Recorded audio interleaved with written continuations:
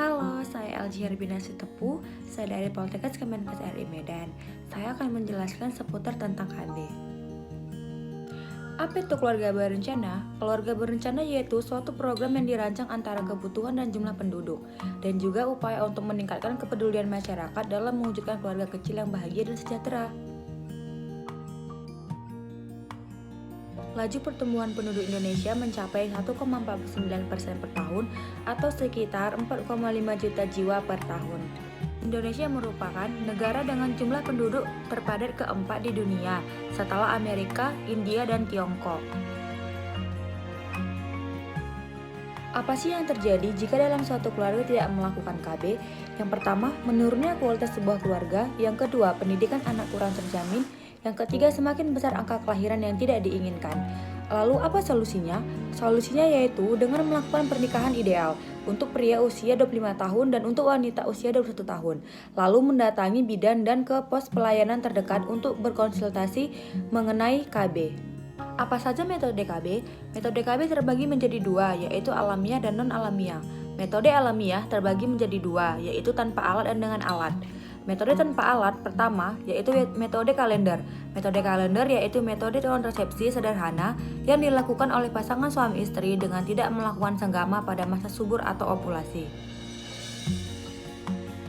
Yang kedua adalah metode suhu basal badan, suatu metode kontrasepsi yang dilakukan dengan mengukur suhu tubuh untuk mengetahui suhu tubuh basal untuk menentukan masa ovulasi. Yang ketiga adalah metode lendir serviks, adalah metode mengamati kualitas dan kuantitas lendir setiap hari. Periode subur ditandai dengan lendir yang jernih, encer, dan licin. Yang keempat adalah metode simptom termal, yaitu metode yang mengidentifikasi siklus menstruasi wanita.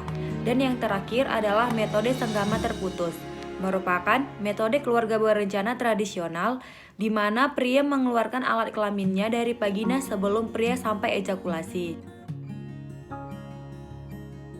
Metode dengan alat terbagi atas tiga. Yang pertama itu adalah kondom, yaitu alat kontrasepsi yang berupa sarung karet. Yang kedua adalah spermicide, yaitu zat yang dapat membunuh sel sperma sebelum sperma memasuki uterus. Yang ketiga adalah diafragma, yaitu alat kontrasepsi yang berguna untuk menutupi uterus. Sedangkan metode non-alamiah dibagi menjadi dua, yaitu metode hormonal dan non-hormonal. Metode hormonal terbagi menjadi tiga. Pertama adalah pil, yaitu suatu alat kontrasepsi yang diminum wanita. Yang kedua adalah suntik, yaitu berfungsi untuk mencegah lepasnya sel telur dari indung telur wanita dan mengentalkan lendir mulut rahim sehingga spermatozoa tidak dapat masuk ke dalam rahim. Yang ketiga adalah implan, yaitu alat kontrasepsi yang berbentuk susuk yang dipasang pada lengan atas.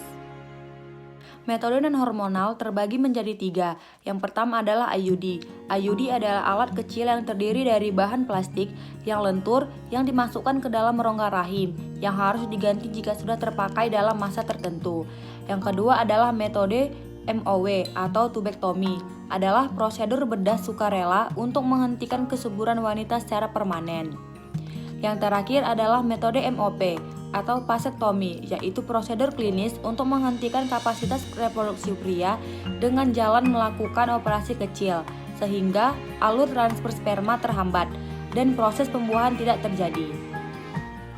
Ayo sukseskan program KB untuk masa depan yang lebih. Halo, saya Elji Herbina Sutepu, saya dari Poltekkes Kemenkes RI Medan. Saya akan menjelaskan seputar tentang KB. Apa itu keluarga berencana? Keluarga berencana yaitu suatu program yang dirancang antara kebutuhan dan jumlah penduduk, dan juga upaya untuk meningkatkan kepedulian masyarakat dalam mewujudkan keluarga kecil yang bahagia dan sejahtera. Laju pertumbuhan penduduk Indonesia mencapai 1,49% per tahun atau sekitar 4,5 juta jiwa per tahun.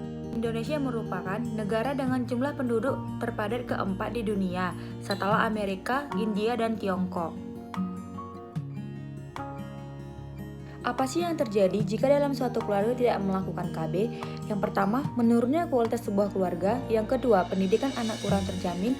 Yang ketiga, semakin besar angka kelahiran yang tidak diinginkan. Lalu apa solusinya? Solusinya yaitu dengan melakukan pernikahan ideal untuk pria usia 25 tahun dan untuk wanita usia 21 tahun. Lalu mendatangi bidan dan ke pos pelayanan terdekat untuk berkonsultasi mengenai KB. Apa saja metode KB? Metode KB terbagi menjadi dua, yaitu alamiah dan non-alamiah. Metode alamiah terbagi menjadi dua, yaitu tanpa alat dan dengan alat. Metode tanpa alat pertama yaitu metode kalender. Metode kalender yaitu metode kontrasepsi sederhana yang dilakukan oleh pasangan suami istri dengan tidak melakukan senggama pada masa subur atau ovulasi. Yang kedua adalah metode suhu basal badan, suatu metode kontrasepsi yang dilakukan dengan mengukur suhu tubuh untuk mengetahui suhu tubuh basal untuk menentukan masa ovulasi. Yang ketiga adalah metode lendir serviks, adalah metode mengamati kualitas dan kuantitas lendir setiap hari. Periode subur ditandai dengan lendir yang jernih, encer, dan licin. Yang keempat adalah metode simptom termal, yaitu metode yang mengidentifikasi siklus menstruasi wanita. Dan yang terakhir adalah metode senggama terputus, merupakan metode keluarga berencana tradisional di mana pria mengeluarkan alat kelaminnya dari vagina sebelum pria sampai ejakulasi. Metode dengan alat terbagi atas tiga. Yang pertama itu adalah kondom, yaitu alat kontrasepsi yang berupa sarung karet.